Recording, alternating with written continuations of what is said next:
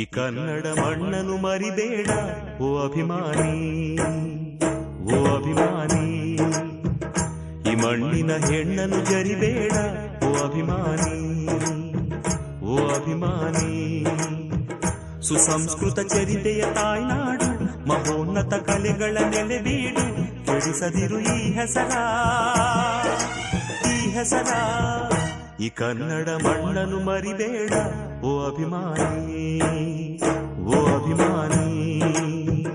ಈ ಮಣ್ಣಿನ ಹೆಣ್ಣನ್ನು ಜರಿಬೇಡ ಓ ಅಭಿಮಾನಿ, ಓ ಅಭಿಮಾನಿ.